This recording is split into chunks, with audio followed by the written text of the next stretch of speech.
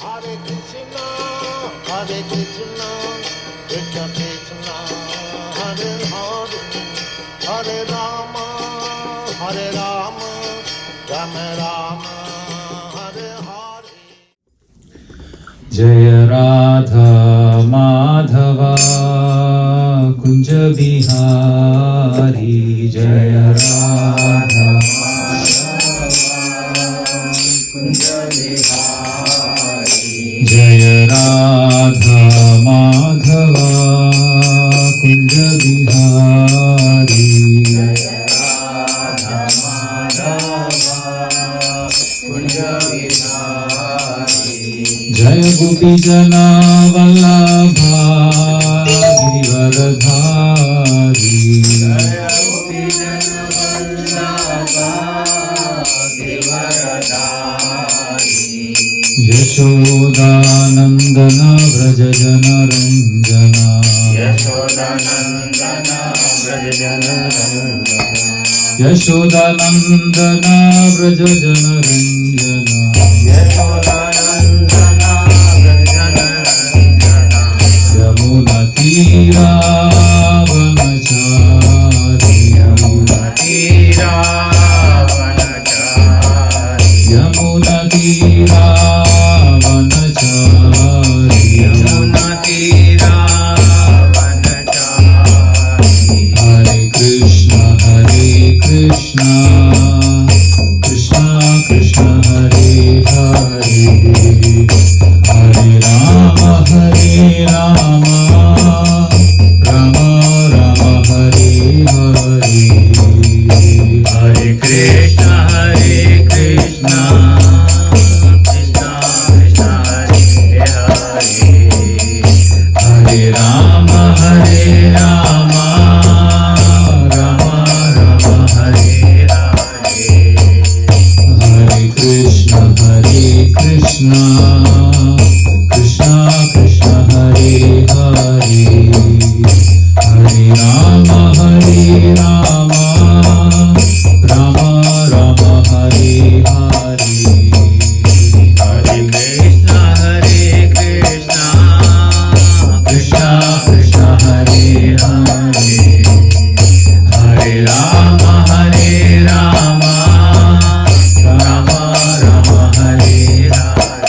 Hare Krishna Krishna Krishna Hare Hare, Hare Rama Rama Hare Hare, Hare Krishna Krishna Krishna Hare Hare, Hare Rama Hare Hare.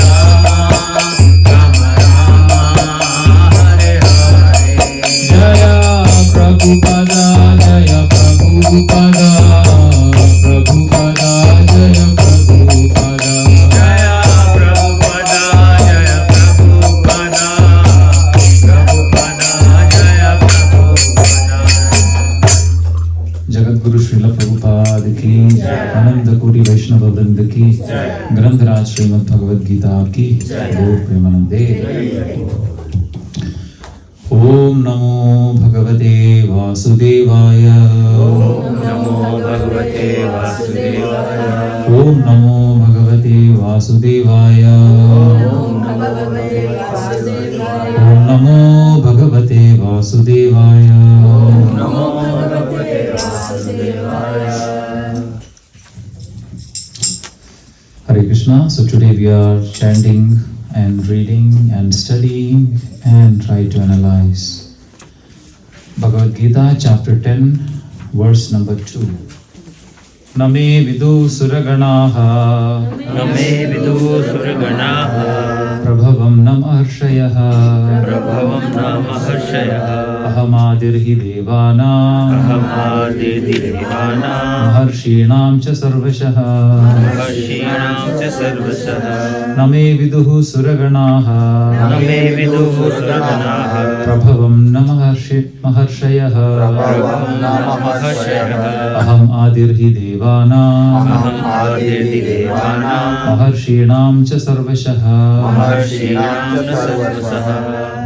those Mataji's? Name vidu suragana नमे विदुसुरगणा Prabhavam na maharshayah प्रभवं न महर्षयः Adirhi devanam अहम् आदिदेवानां Maharshinam cha sarvasa महर्षीणां च सर्वसः न मे विदुसुरगणः Name vidu suragana प्रभं न महर्षयः Prabhavam na maharshayah अहम् आदिर्हि देवानां Aham adirhi devanam महर्षीणां च सर्वशः Maharshinam cha sarvasah नमे विदुः सुरगणाः न मे Suragana प्रभवं नाम हर्षयः Prabhavam na maharshayah ब्रह्मादिर्हि देवान्ः Aham adirhi devanam महर्षीणां स सर्वसः Maharshinam cha sarvasah नमे विदुसुरगणः Prabhavam na maharshayah Aham adirhi devanam Maharshinam cha sarvasah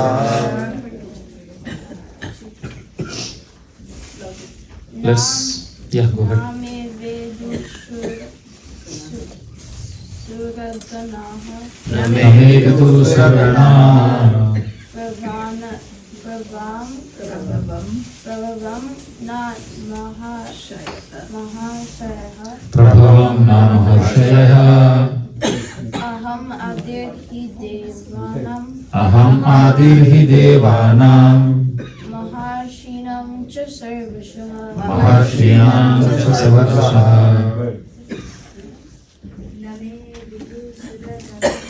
Name vidu suragana Prabhavam na maharshayah Aham adirhi devanam Maharshinam cha sarvasah. Word by word. Na, never. Me, my. Viduhu, no. Suraganaha, the demigods. Prabhavam, origin, opulences. Na, never. Maharushayaha, great sages. Aham, I am. Adihi, the origin. He, certainly. Devanam, of the demigods. Maharshinam, of the great sages. Cha, also. Sarvashaha, in all respects. Translation and purport by His Divine Grace, A.C. Bhaktivedanta Swami Prabhupada. Srila Prabhupada ki jai. Please repeat the translation. Neither the host of the demigods, Neither the host of the demigod nor the great sages, nor the great sages know my origin know my origin or opulences. or opulences. For in every respect, In every respect, I am the source of the demigods I am the source of the and demigod sages. And sages. Let's do that again. Neither the host of demigods neither the host of the demigod nor the great sages nor the great sages know my origin know my origin or opulences. or opulences. For in every respect, In every respect, I am the source of the demigods I am the source of the demigod and sages. and sages. Please listen to the purport. As stated in the Brahma Samhita, Lord Kṛṣṇa is the Supreme Lord. No one is greater than Him. He is the cause of all causes. Here it is also stated by the Lord personally that He is the cause of all the demigods and sages. Even the demigods and great sages cannot understand Kṛṣṇa. They can understand neither His name nor His personality. So what is the position of the so-called scholars of this tiny planet? No one can understand why the Supreme God comes to earth as an ordinary human being and executes such wonderful, uncommon activities.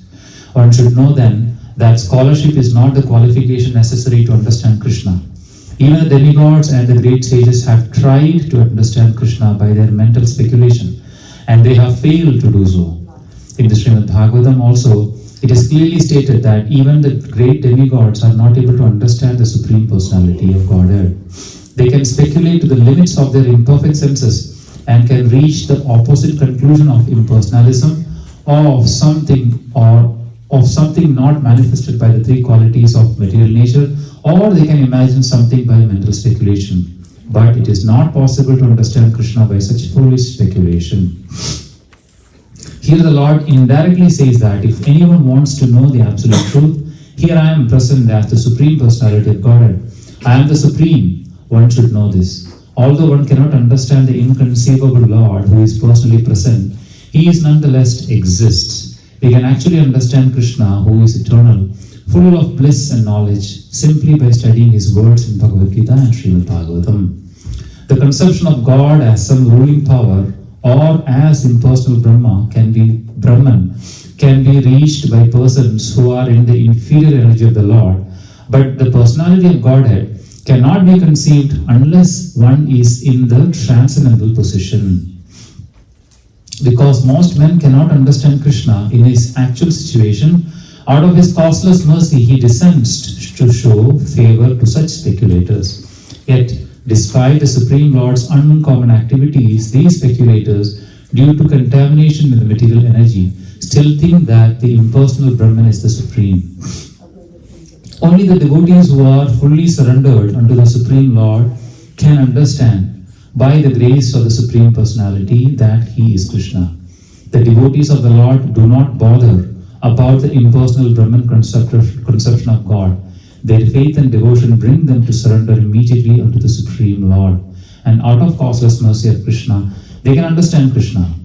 No one else can understand Him. So, even great sages agree, what is Atma? What is the Supreme? It is He who we have to worship. He with a capital H. Om Tat Sat. Grantaraj Srimad Bhagavatam ki, Grantaraj Srimad Bhagavad Gita ki, Patita Pavan Srila Prabhupada ki, Srila Prabhupada Transcendental Purports ki.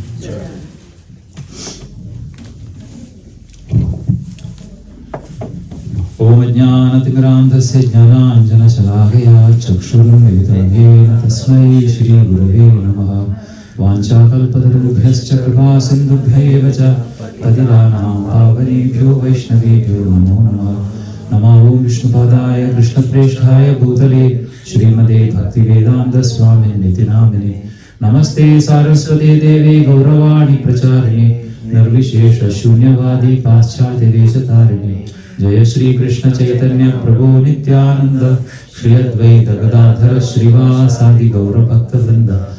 Hare Krishna, Krishna Krishna, Hare Hare, Hare Rama, Rama Rama, Hare Hare.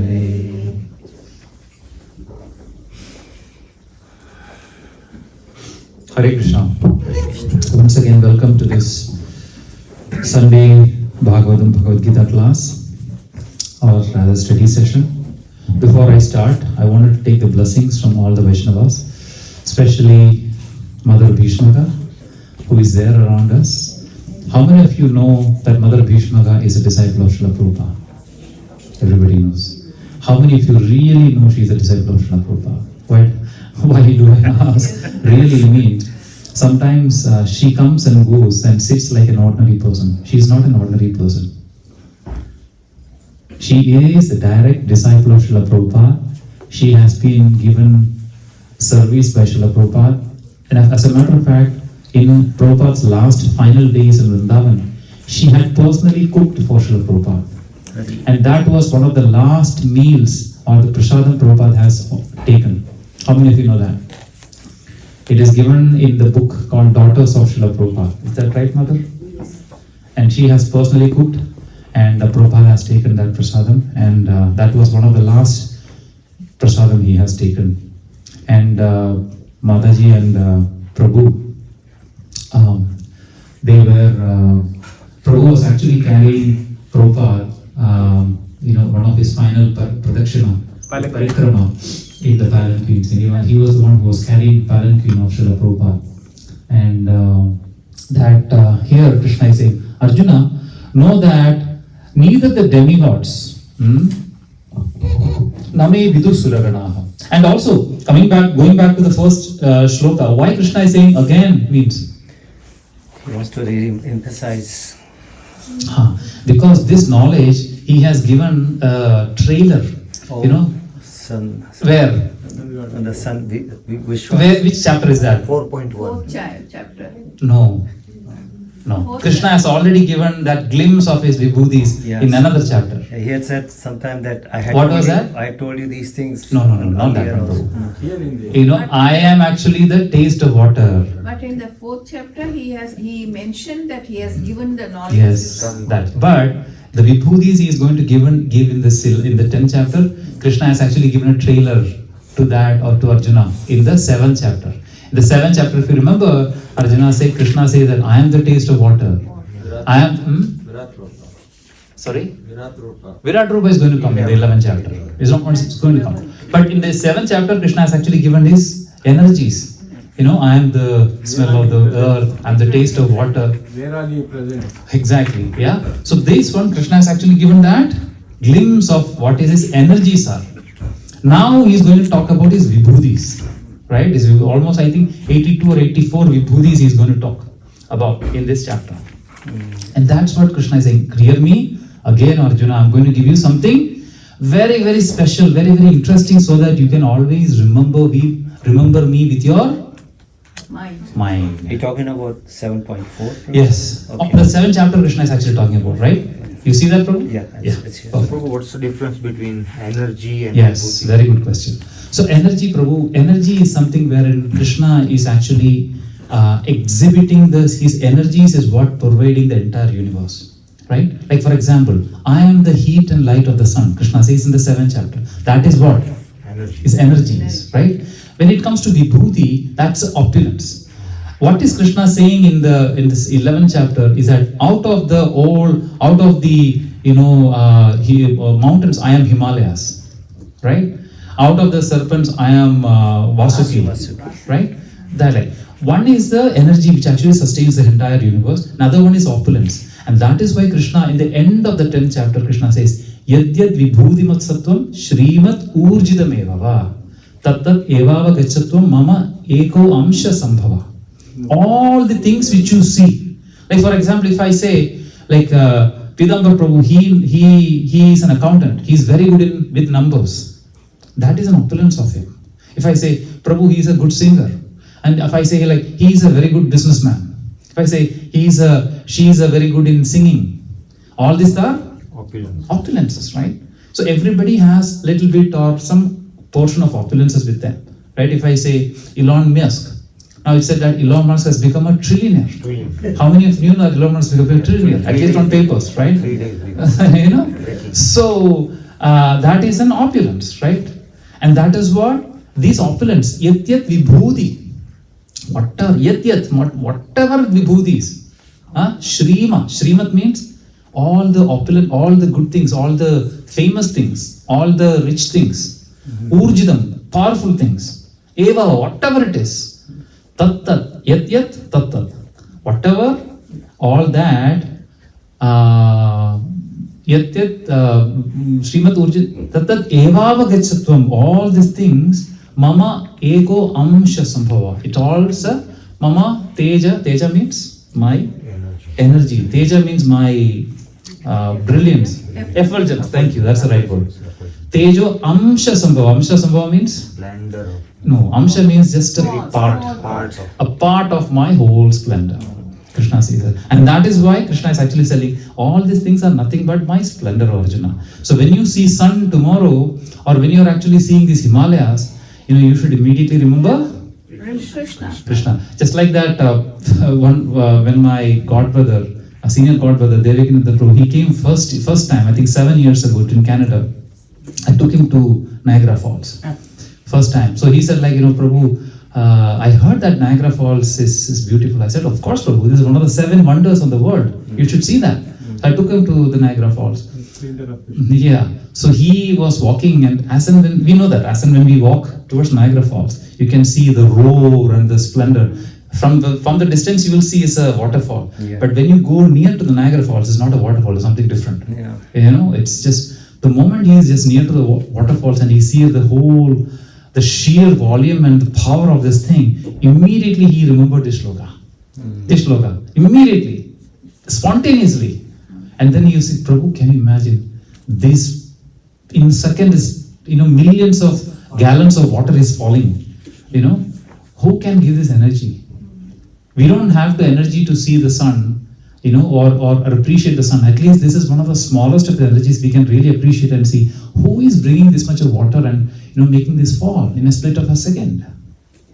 Who can do that? Can our technology do this? So only one person can do that. That is Kṛṣṇa. That's what Kṛṣṇa says in Bhagavad Gita. And immediately, that's what. So whenever we see that, the person who is, really inquisitive, who's really having that firm faith in the Supreme Personality of Godhead, that is when you've heard about this Oppenheimer. How many of you heard about Oppenheimer? There was a movie last year. Who is Oppenheimer, Prabhu? The Prabhu is physicist, and he is the father of atom bomb. You can say, right, Prabhu? In a way, you can say, right? He is the one who has actually, found out invented this atom bomb, the whole fusion or whatever. The whole atoms. When you split an atom, there can be immense energy can be produced. He's the one who's found out. But then eventually he was repenting. Albert Einstein told him that this might not be good for the humanity, so you should be very careful with the whole invention. And then this guy, when he was actually Nevada or somewhere, when he was doing this experiment, and when the first explosion happened, and the sheer energy which has been released by this explosion of atom bomb, he immediately quoted that verse that Kṛṣṇa was telling this in the Bhagavad Gita. I am the time who is a destroyer of everything. Isn't that true, Prabhu? Kalos. Right? He just quoted immediately, spontaneously. Why? Because he was a spiritual seeker, and he was actually having a guru from India, and who was actually teaching him Bhagavad Gita.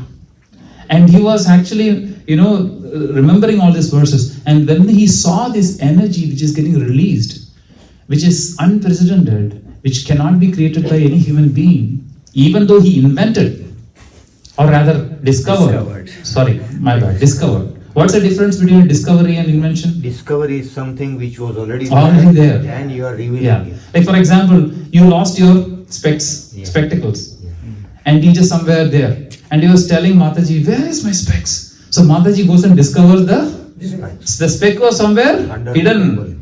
He just discovers and gave it to him. Same way he discovered, right? It was there, the energy. Did he create the energy? No. He found that by splitting an atom, you can actually create so much of energy. And immediately that thing came to his mind. That it is Kṛṣṇa who is the source of all energy, and he just immediately. So that is what Kṛṣṇa is saying, Arjuna, these are the opulences by which you can immediately remember me. Right? You can remember me with your mind, and with that mind you can become my devotee. Man mana bhava mad bhakta. So that's what Kṛṣṇa is actually telling. And this sloka, Kṛṣṇa is actually further telling, these Maharshis and demigods, they don't know my origin or opulence. Why Kṛṣṇa is saying this Rishis and demigods don't know the origin of my opulence? If Rishis and Maharshis don't know the origin of Kṛṣṇa, then who will know? Devotees, bhaktas. So Maharshi is not bhaktas? He said nobody can know, basically. Maharishi is like sadhakas. Great sages. Great sages, yeah, that's what he's saying. Neither the host of demigods nor the great sages know my origin. What is that Kṛṣṇa is trying to say with that?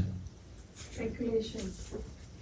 Anadir Adir Govinda. So the inconceivable. What is that Mataji said? Speculation. Through speculation. Through speculation they cannot understand, right? Yeah. Inconceivable.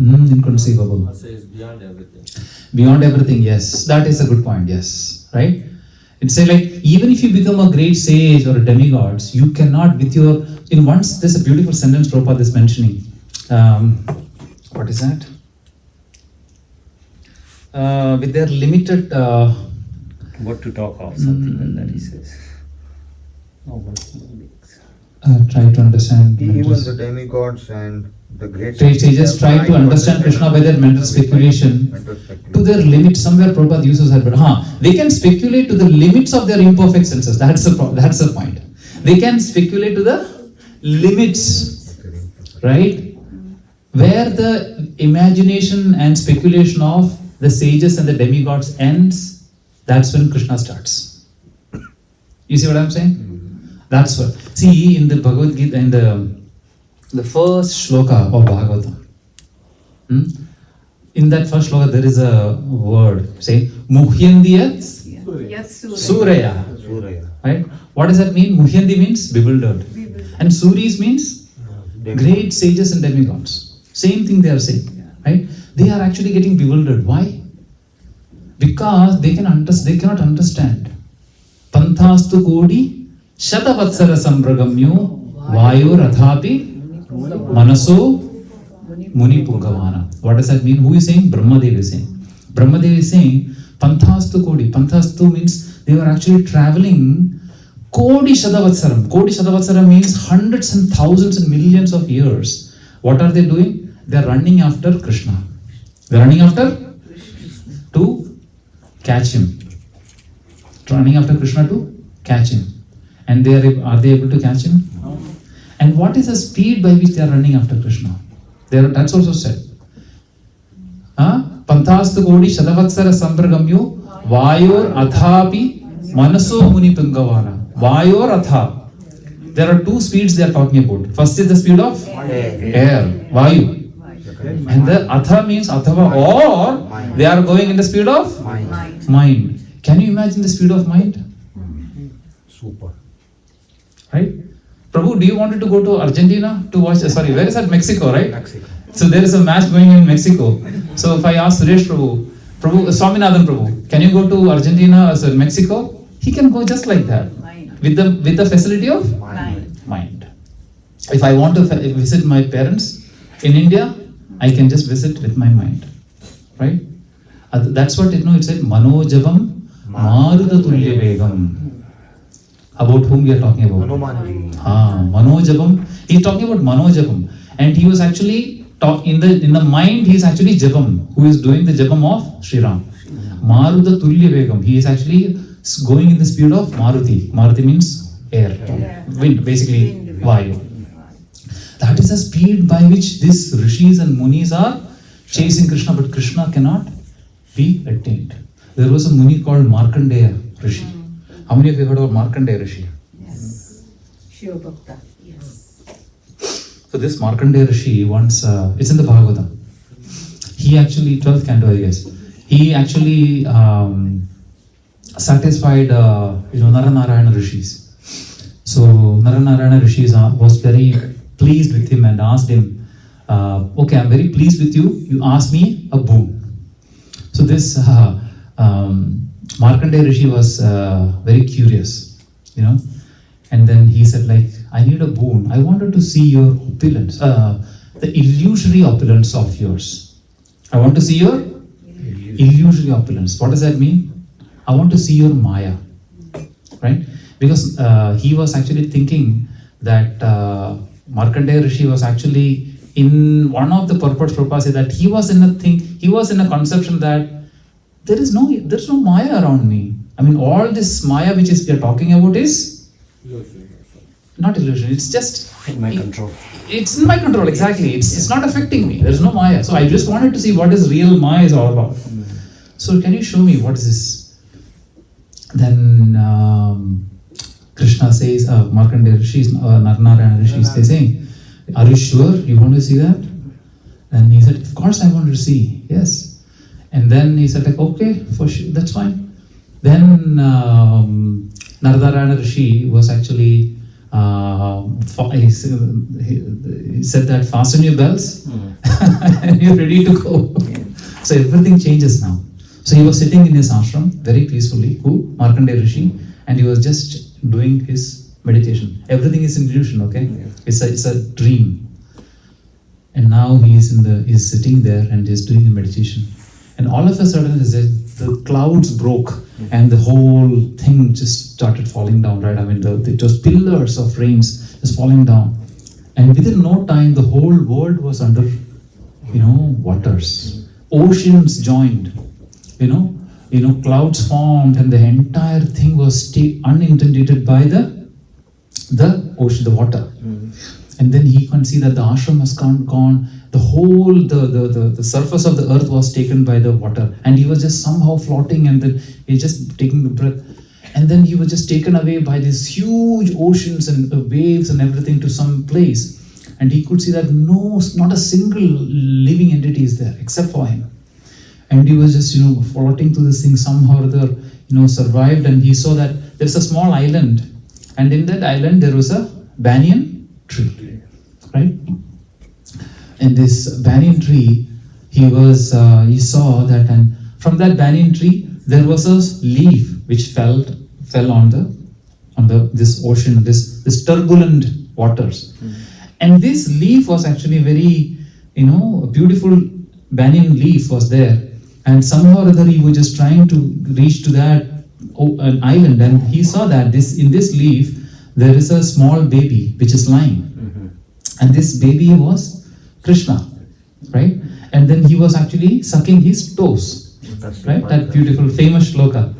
Kararavindena padaravindam mukharavinde viniveshayandam vatasya patrasya puteshayanam balam mugundam manasasmarami. So that was a beautiful poem he was actually written, or rather meditated at the point of time. And he was seeing this one personality was actually lying in this thing, and nothing else was there. Everything is completely taken out. No material universe is existing. Everything is under the water. And he was just looking at this beautiful baby, and this baby inhaled just like that, and this rishi went inside his nose, and went into his belly of Bal Gopal. And inside the belly, what was there? Universe. The entire universe again.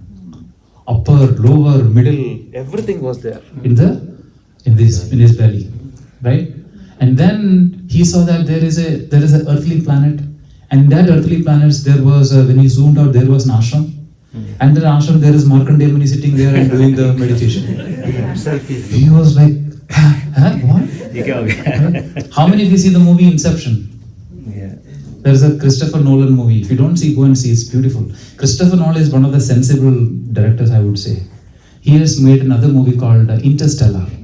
How many of you seen that movie? You guys are very spiritual. You should see some movies also. See, Interstellar is a very interesting. Yuktahara Viharasya. Yeah, see good Yukta movies also. Interstellar is a very, very powerful, I would say very nice movie, where it actually talks about the relativity. Einstein's, theory of relativity. It actually says that, as a matter of fact, our Shastra says about relativity. Do you know that? What is the theory of relativity in a short sentence? Relative, absolute and relative. If you travel in the speed of light, time stops. As simple as that, right? There is so much to that, but that's same thing. This person in this movie Interstellar, this astronaut, is going to another planet, and somehow or other he is being taken into a black hole, and he travels in the speed of light. And then by the time he somehow or other managed to come back to his home, to Earth, he is only like 1 or 2 years old, and his granddaughter is on the deathbed.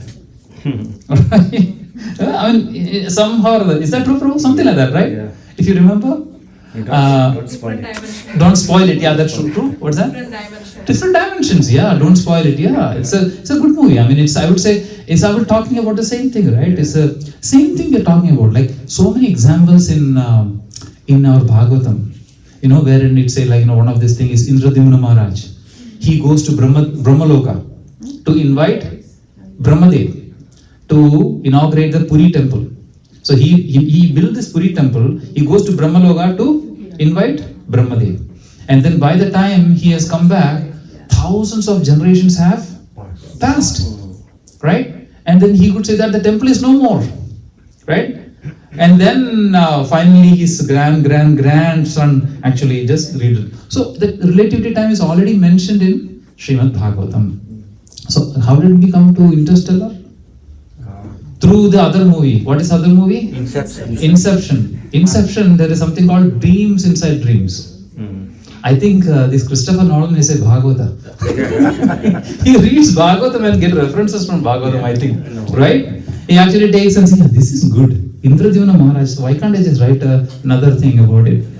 Same thing. Here's a dream inside a dream. So what did Markandeya Rishi saw? He saw that inside there is another universe, and in that universe there is a planet, and in that planet there is an ashram. And then in that ashram, the same person is sitting there and meditating. What is this going on?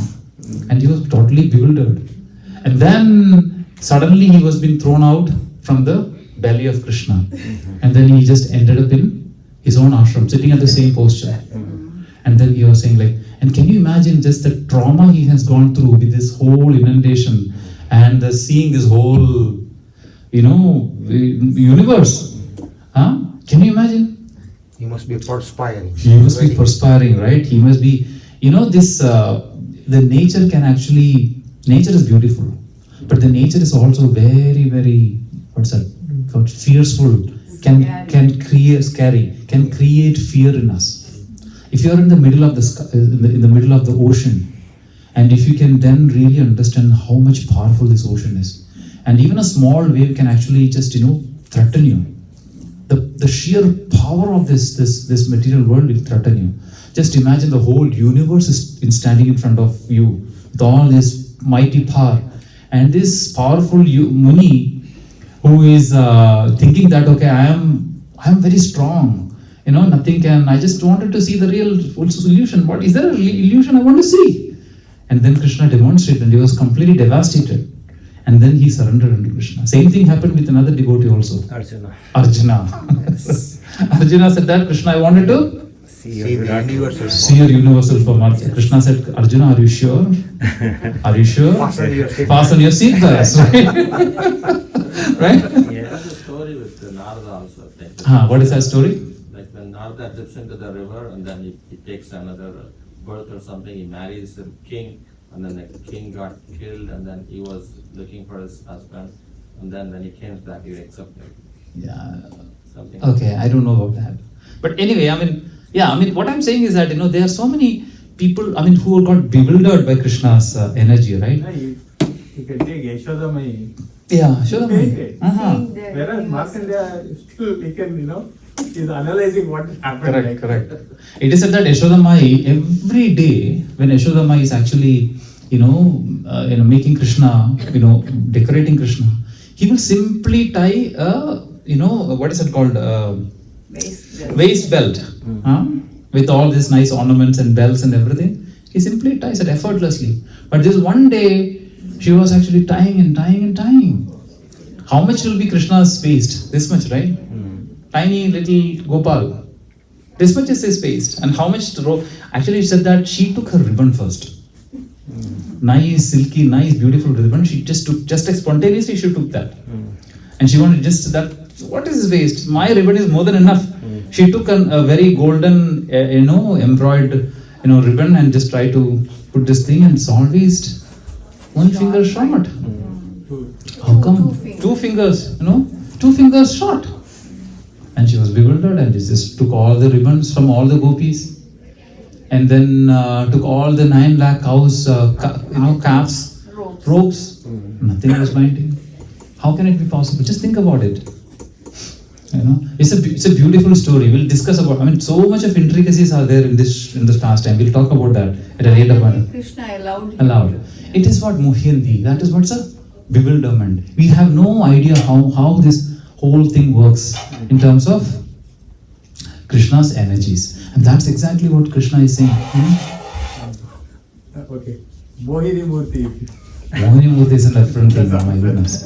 Mohini Murti is it is an amazing story. It's something which is so deep and so mind-boggling. Yeah. In a nutshell, like Lord Shiva heard that this pastime happened. What pastime?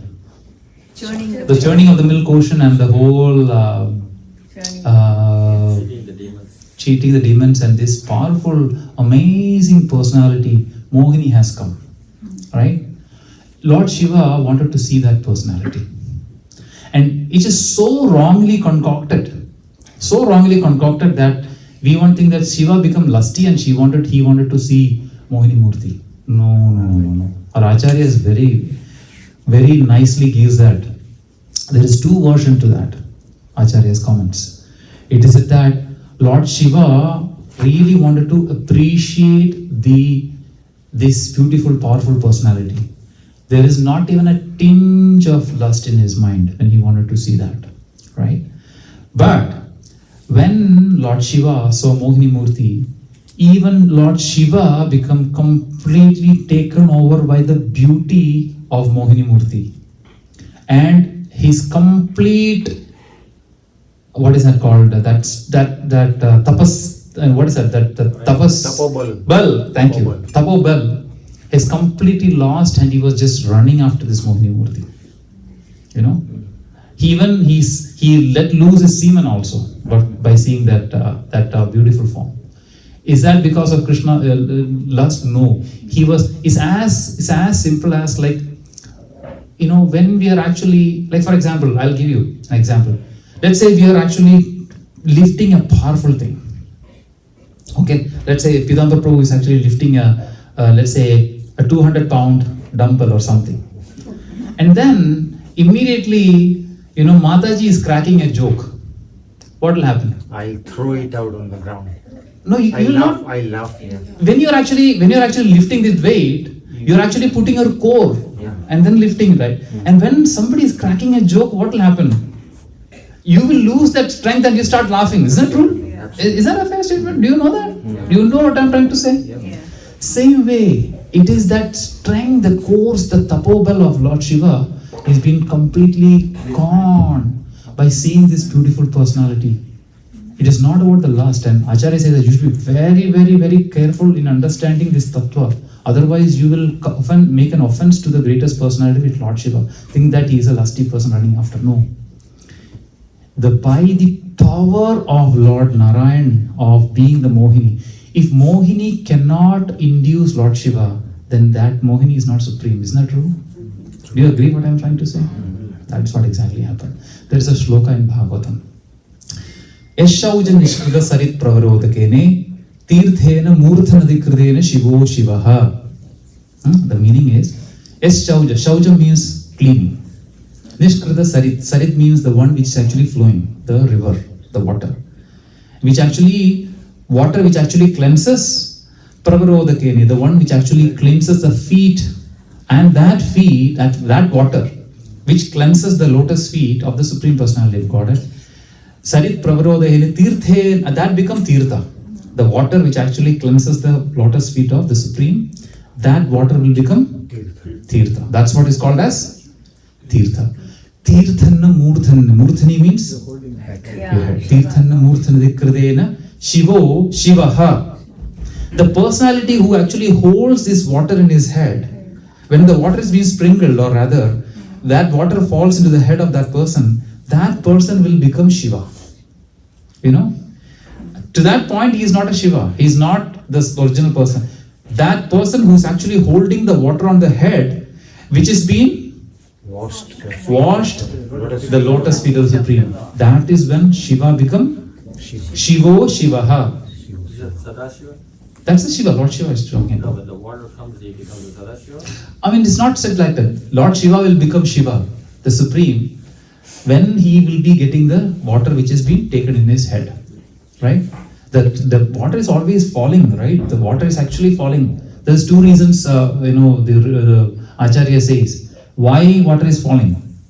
One is that it's, we know the story, Ganga wanted to come down and then Bhagirathi and all these things. The second thing, why the water is falling is because, Lord Shiva likes to be always drenched in water. One of the biggest upasanas which Shaivas do is that they will always pour water and milk, mostly water to Lord Shiva. You know what is the reason? Cooling down. Cooling the head.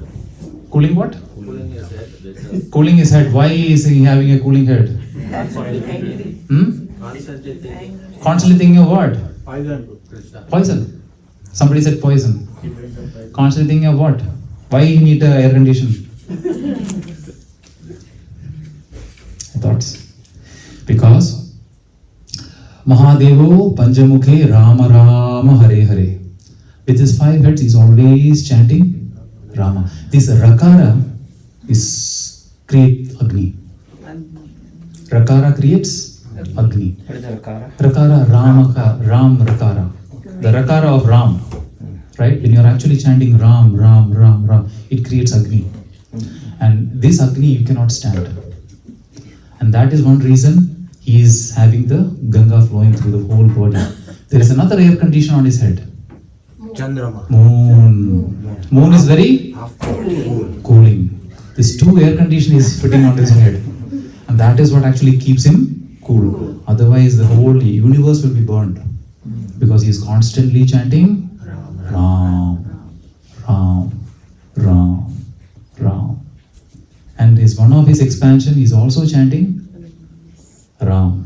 Who is that person?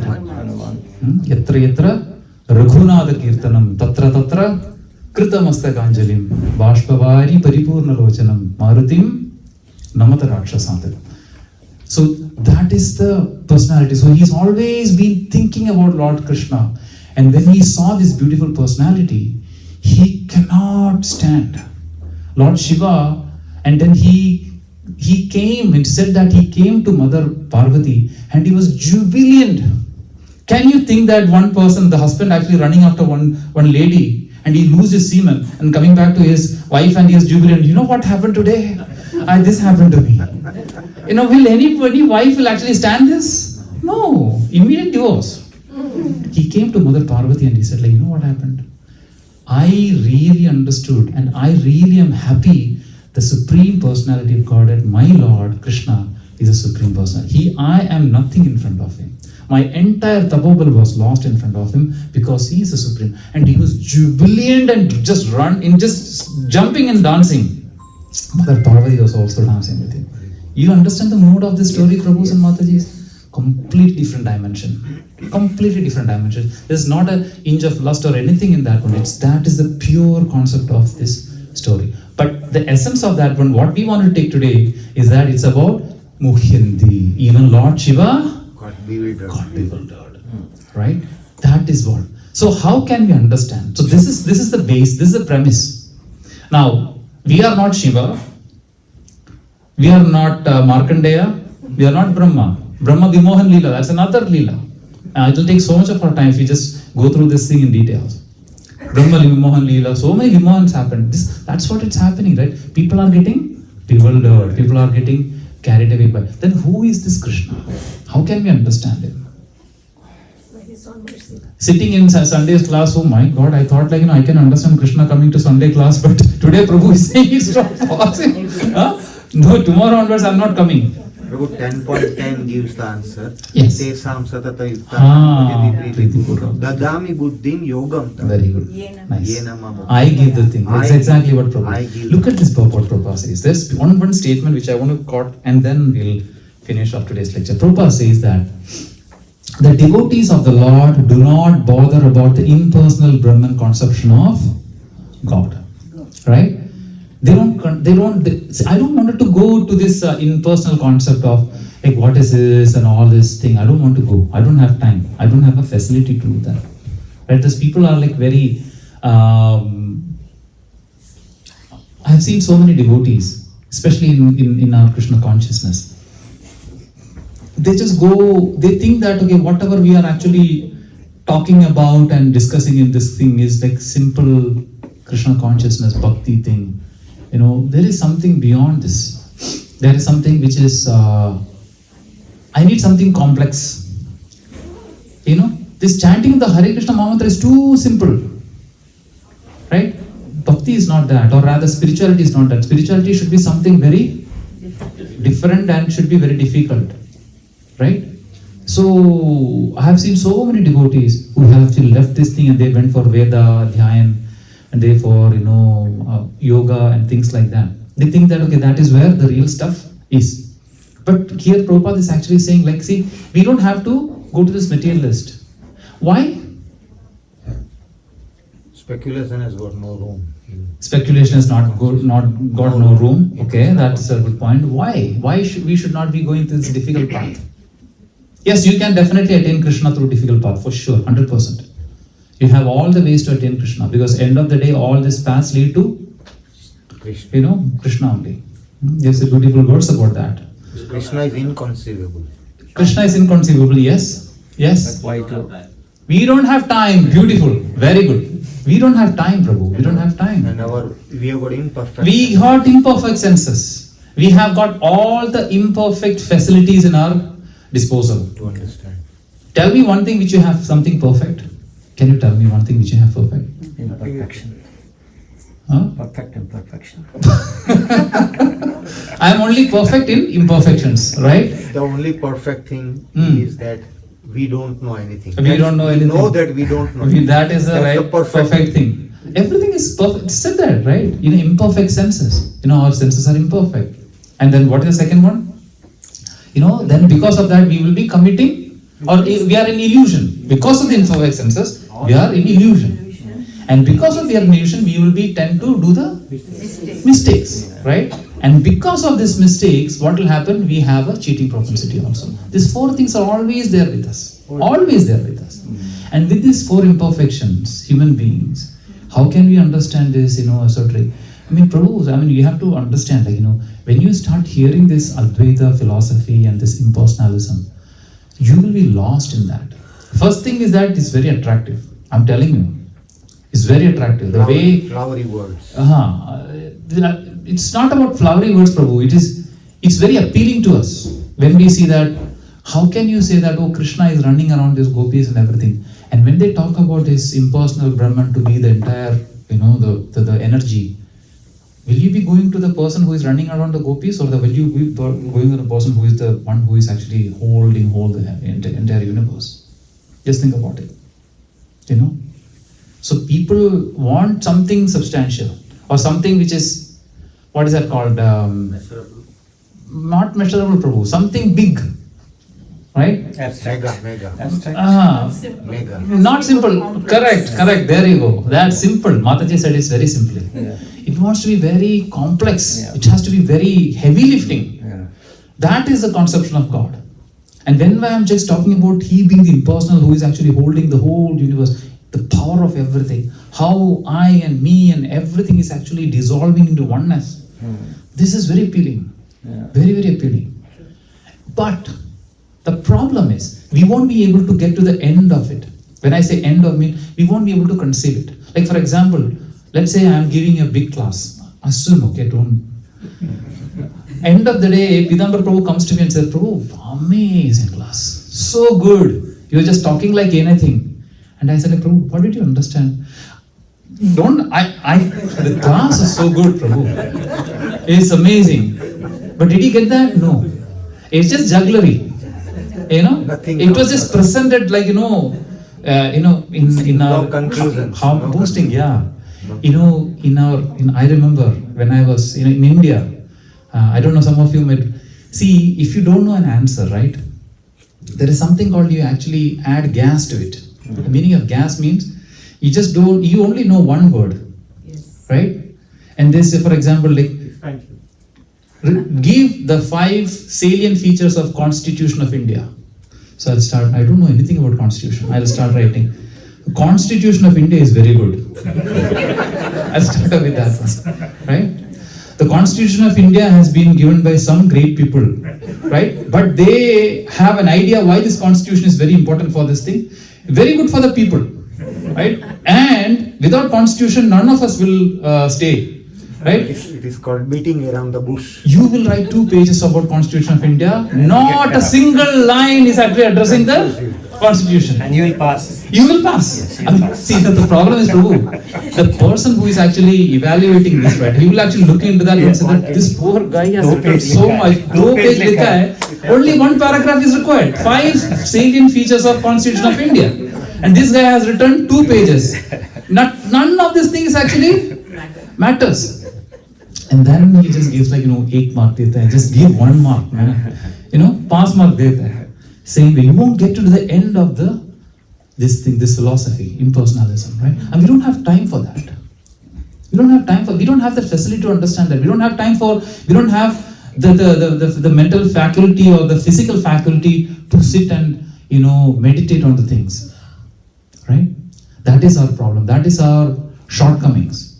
And that is what Srila Prabhupada said. In this modern age, we have no other way but to take the simplest of the form. And what is the simplest of the form? Tribhanga. Simplest is Guru. Adha Sri Kṛṣṇa Namadi. There is a beautiful verse. I think you all know. Adha Sri Kṛṣṇa Namadi na bhaved grahyam indriyehi. What's the meaning of that? Adha Sri Kṛṣṇa Namadi. The Nam means name.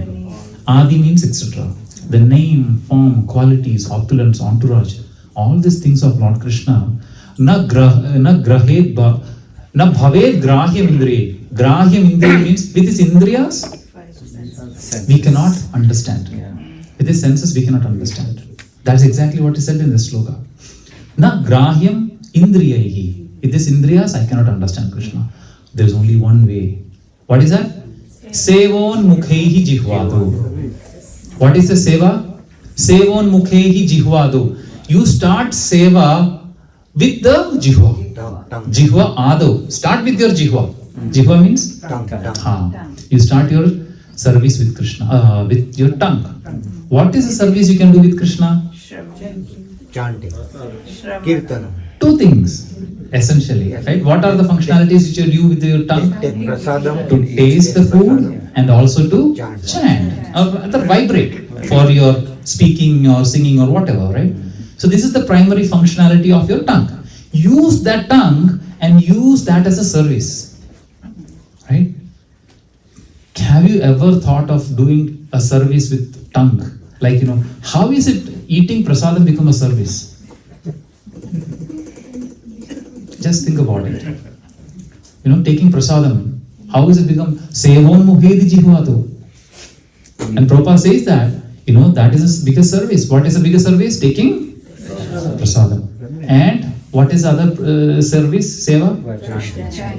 Chanting the holy name. And you have to, what is this holy name? You are talking about huge mantras, the huge heavy lifting mantras which I have to say. What is this mantra? This mantra comes only with three. What are the three words in this mantra? Hare, Krishna and Rama. Even this mantras, Prabhu, somebody will confuse. Can you imagine? Hare Krishna, Krishna Krishna, Krishna, Hare Rama, Rama Rama. This, Prabhu, can you imagine? That is our situation. Some people cannot even say this mantra. That is the unfortunate situation. This mantra is very simple. Iti Shodashakam Namna Kali Kalmash. This 16 syllable mantra, Kali Kalmasha Mashanam. Matta Paratarota, Sarva Vedesha Vidyate. All other things are completely rejected by Vedas. So these are the two simple things in this Kali Yuga, which is given by Lord Krishna in the form of Chaitanya Mahaprabhu, right? And it's a universal accepted truth. It's a universally accepted truth that this material world, there is no other way. What is that? Hare Rama. Kalau 3 times, right? There is no other way. This Harinam is the only simplest way, and that is what Prabhupada says, beautifully concludes there, that the devotee of the Lord do not bother about the impersonal Brahman conception of God. Their faith, this is very important, beautiful. This is the takeaway for us, Prabhu's Matajis. Please focus on this. Their faith and devotion bring them to surrender immediately unto the Supreme Lord, and out of causeless mercy they can understand Krishna. This is the point. This is the point. What is that? I repeat. Their faith and devotion bring them to surrender immediately unto the Supreme Lord, and out of the causeless mercy of Krishna they can understand Krishna. That is the point. What do we need, Prabhu? Mother Yashoda was, how much time, what was the time period Mother Yashoda took to bind Krishna? Morning till evening. The whole day she was trying. And finally what has to happen? Mercy. The mercy of the Lord has to fall. Right? So all we can do, Prabhu's and Mataji, is just instead of trying to understand Krishna with our imperfect senses, then we just have our, what is the 2 things Prabhu talk about? Faith and devotion.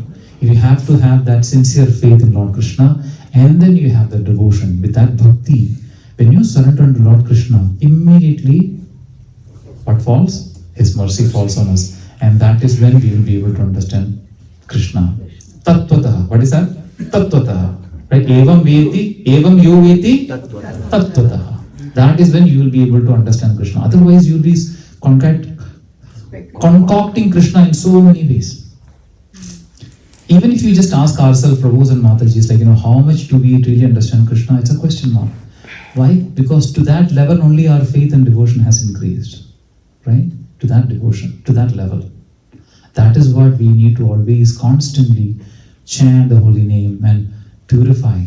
The chanting will actually purify the existence. Purify the heart. Right? It actually goes into, Hridayantastohi abhadrani vidhunodi sursata. It actually goes into your hridaya. When you're chanting, you're thinking that nothing is happening. I'm actually chanting, carelessly. I'm thinking about something, the chanting is going on. But it said that even Bhaktivinoda Thakur says in Jaiva Dharma, even that chanting, I'm not saying that you should be chanting that way, but even that you're taking the time to chant the holy name, and that time will be awarded. Even if you're actually chanting the holy name, Hare Krishna Mahamantra, and your mind is somewhere, that's okay. I mean, I'm not saying it's okay, but that will be rewarded. Why? Because the chanting is very potential. Right? That is because Hridayantastohi abhadrani. It actually, where is actually going? We are thinking that the chanting is going somewhere. No, Prabhu's Mataji. The chanting, every mantras you are chanting, the Hare Krishna Mahamantra, it is going inside your heart. It's cleaning. That is what our Prabhu, like Radha Govinda Prabhu, is begging his hands to everybody and he is praying, Prabhu, please chant, please chant, please chant. Do you have any idea how much service he is doing to all of you? He is literally picking you up from the dirt and just pulling up and he is just begging you. And we are thinking that he is begging. No, he is doing a great service. He is delivering you. When you are chanting, you are actually getting purified. You are chanting, you are actually going your path home back to Godhead. So that is the easiest way. Take prasadam, chant the holy name, keep the association of devotees, and that way you will go back home, back to Godhead. Jai Shri Prabhupada ki, Granthāraj Srimad Bhagavatam Bhagavad Gita ki, Ananda Koti Vaishnava Vranda ki, Gaura Premanande, Hari Bol. Any questions? Yeah. Prabhu, thank you very much for your transcendental class, and I'm not boosting, I'm drinking this from bottom of my heart. Because I'm getting energy from Mother Bhishmara. I'm getting direct energy. Yes, Prabhu. Prabhu, one quick question, Prabhu. Prabhu, you said Lord Shiva is actually chanting Lord Rama's name. Yes. But if we read a Bhagavatam and the Chitraketu story, there is like a calling both of them as the god brothers, because he is also worshipping Lord Shankarshana and chanting Om Namo Shankarshana Namo. Yes. And then he's also saying that they're also saying in Prabhupada that Lord Shiva is also chanting Om Namo Shankarshana Namo. So I'm just a little confused in that statement. Yeah, Sankarshan has come from Balram. Balram is Ram. We are not talking about the Ram. It's talking about Balram, right? So Sankarshan, another name is called Ram, right? And that is what, from Balram comes Sankarshan, right? Yes. And that is what he is actually both chanting Om Sankarshanaya Nama, which is equal to Ram, right? That's how. Thank you, Prabhu. Yeah. Ram and Balram is all Same. Everything starts from Balram, right? He is his Sandhini Shakti. Yeah. Balram is his Sandhini Shakti of Lord Krishna. Jai. Any other question? Yes, Prabhu.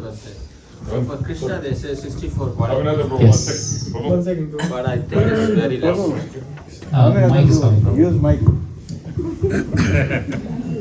They're saying 64 qualities for Yeah. Krishna, right? But every quality is like a description of what he is, like omniscient, omnipotent, all this stuff. Yes.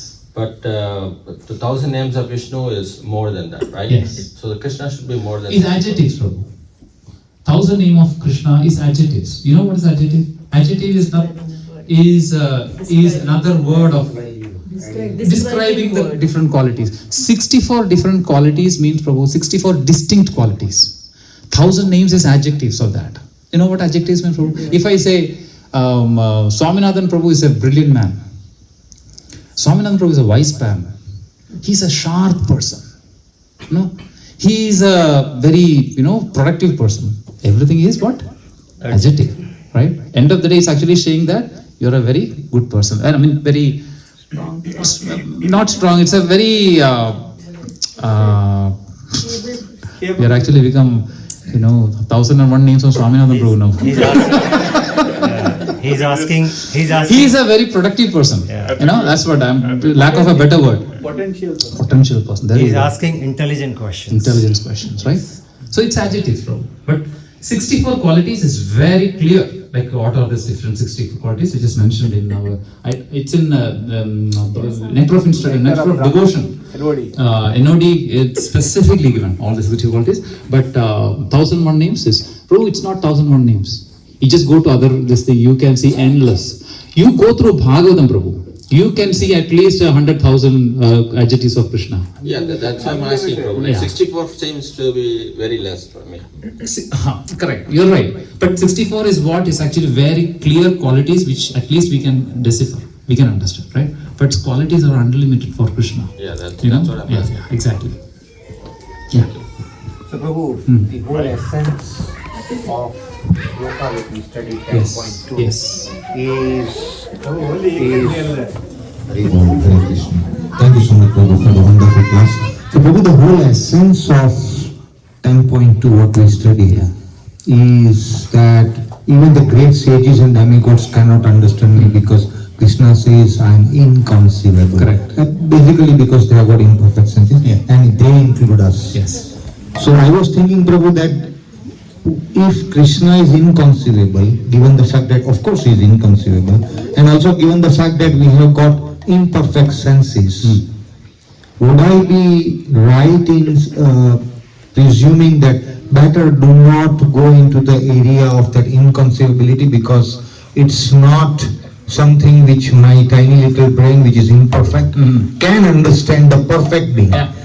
Rather, 18.66 Mamekam Saranam Raja. Would I be right in assuming, why to speculate or why That to... is, yes, Prabhu, that is the right approach, and that is an intelligent person. Prabhupada says in one of the lectures, Haribol, later. Prabhupada says in one of the lectures, Prabhu, an intelligent person will actually take the stairs. An intelligent person will? Right. For example, there is a 11-story or 20-story building, and then Anshu Prabhu and Radha Gondir Prabhu is actually, going there. Anshu Prabhu wanted to flex his muscles. Anshu Prabhu said, what? I will just climb. You know what? You just have to some activity in the body. Radha Gondir Prabhu, a poor person, he said, you know what? I will take the stairs. Both are going for a meeting. Anshu Prabhu actually flexes muscles and actually go, Prabhu, I'm just giving you an example, okay? Do you want to change the person? You're okay? Okay. So he actually takes how many stairs? 24 stories, 25 stories. The meeting is on the 25th story. So he actually takes the stairs, and after 5 stories, he actually feels that it's okay, not bad, right? I'm good. After 10 stories, little tired. After 15 stories, after 25th story, there's no story at all. There is no story. Prabhu flat. In 2 minutes, Prabhu is there. Who is there? Radha going there. Prabhu is reached there. Took an elevator. And he is fresh as ever fresh. He is going to the meeting and he is looking for Anshu Prabhu. And Anshu Prabhu, no story. 20th floor itself, done, fainted, collapsed. Right? Same thing. We are actually thinking, we are flexing our muscles. We are actually thinking, you know what? I can understand this yoga. I can understand this whole thing. This Kṛṣṇa is something which is more and far and beyond. This is avyaktam vyakti mapannam manyande mam abuddhayah. Kṛṣṇa says in Bhagavad Gita. What is that? Avyaktam vyakti mapannam.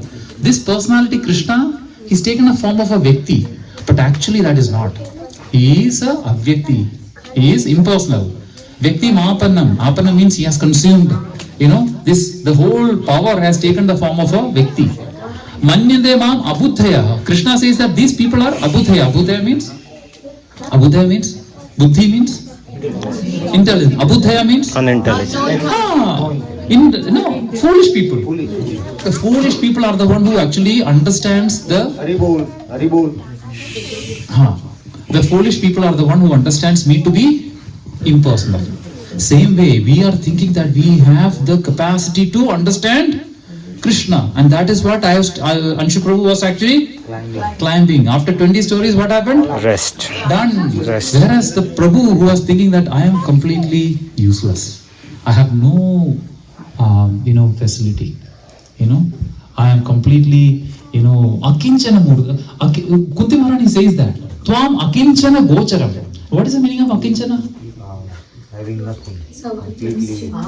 Nothing. Kinchan means little bit. Akinchan means I don't have any qualities whatsoever. Insignificant. Na dhanam, na janam, na sundarim, kavitam va jagatikshapam. I have no other thing. I just don't know nothing. And he was actually, being that so humble, he immediately reached there. And that is Prabhupada says that he is an intelligent person. He is a smart person. Understanding that I have so much of limitations, and I just wanted to take this process of the simplest way of chanting and achieving prasada. Whereas people who are really, thinking that I am something, they will not reach anywhere. That's what it is. Thank you, Prabhu. Yeah. One last question. So just a comment. Last. Comment out and Prabhu has a question, right? Yeah. So in terms of why are we trying to conceive Krishna? Maybe if we refer Bhagavatam 10th canto and we talk about Why are we trying to conceive Krishna. conceive Krishna? Okay. So if the highest of all gopis, like Srimati Radharani and then Mother Yashoda, so we go to Bhagavatam 10th canto, Yeah. talk about the Damodar Leela. In there it says the same thing, right? That she is not conceiving this child Krishna to be the supreme personality of Godhead, Yeah. right? And it's beautifully explained. Yes. The rishis are trying to find him, can't find him. Yeah. The speed of light and whatnot. So the point here is there's no point of conceiving. Correct. And I think the Bhagavatam explains again and again, specifically in the Damodar Leela. Yeah. It's There is a beautiful saying that Yeah. the gopis loved Krishna. The gopis loved God because he is Krishna. Whereas we try to love Krishna because he is God. You know the difference? What's the difference? I'll repeat that again. The gopis loved God because he is, but others love Krishna because he is. What's the difference? Did anybody got the thing? One, I'll come to you, bro. I'll go to others. Did anybody got the difference? Raise your hands, please. You wanted to repeat that again one more time? Repeat. The gopis love God because he is Krishna. Others love God. No. Others love Krishna because he is God. What's the difference? No. I'll not come to you. Yes. Is it because the gopis love Krishna first and then God second? Like we love God first and then we love. You're almost there. Yeah, right. Anybody, any thought? Yes, Prabhu. One is a more personal relationship. Yeah. The other is authoritarian. Absolutely. Jai. It's very Unconditional love. unconditional, right? Yes. Jai. Srila Prabhupada ki. Yeah. Jai. Sir, one more. Yeah. As from Bhagavatam, I was thinking about it. Hmm. So during the churning process, there was a poison coming. So this Prajapatis, they go to Sadashiva, asking him to help. So when they were going, they were praising Sadashiva as Paramatma, cause of the cause and everything. Yes. What is the meaning? So, see, we have to understand like Lord Shiva and Mother Parvati are the father and mother of this universe. Okay? So, it is said that when you see the first canto of the Bhagavatam, it is said that Lord Shiva is the one who is actually, when the Lord actually sees this material universe, who sees? Mahavishnu is actually seeing that universe. The innumerable bijas means the living souls, is actually getting transferred from his eye to this material world. And that is how he impregnates this material world. All the jivas are actually coming from the eyes to the material world. And this vision of the eyes is a personification of Lord Shiva, or rather, that Lord Shiva take the responsibility of being that ray, that conduit. lesser being. And Lord Shiva become that vision, and he comes down and the Lord Shiva impregnates Mother Parvati or Mother Earth or Mother Nature. So Krishna or Narayana, when it comes to this material world, he will become, or Lord Shiva will become a representative of Narayana, of being the father of all the entities. You get what I'm trying to say, Prabhu? And Mother Bhavani will become the representative of Mother Lakshmi. That is what Chayeva Yasya Bhuvanani Vibharti Durga. Chaya means what? Not Chaya, the tea. What is Chaya? Shadow. She is the shadow of the real mother, which is Mother Lakshmi or Mother Radharani. Right? Chayeva Yasya Bhuvanani Vibharti Durga. When it comes to Bhuvana, when this comes to this material world, she becomes Chaya. Chaya will become Mother Bhavani. And the father will become Lord Shiva. And that is why Lord Shiva is also called as Paramatma, Supreme Person, because he is a representative of Lord Narayana. You know, because see, sometimes we are also called Ishvara. Have you heard we called as Ishvara? There is one shloka in Bhagavad Gita. Shariram yat avapnoti etchapi utkramati Ishvaraha. You know, when we hear about this Ishvara, we think that who is this Ishvara? And we are talk about us as Ishvara. Why we are called as Ishvara? No. We are part and parcel of Kṛṣṇa. That is what we are called Ishvara. Remember, we are also a part and parcel of Kṛṣṇa. And that is what you are called Ishvara. Also Prabhus. Also? Prabhus. We call Prabhu each other. Prabhu each other, correct? So that is what, because we are part and parcel of Supreme, we are also called Ishvara. Not that Ishvara Parama Kṛṣṇa, not that Ishvara. Because we are Ishvara, so we are part of Kṛṣṇa, we are called Ishvara. Because Lord Shiva is the representative of Lord Vishnu or Narayana, he is also called Paramatma, and the Supreme Person, the creator of everything, he's been called in different ways. Because of that context. You see what I'm trying to say, Prabhu? But Shiva Tattva, we have to very clearly understand what he is. You know, that's the thing. Jai. Thank you. Haribol. Thank you, Prabhu. Thank you so much. Okay? Hare Krishna.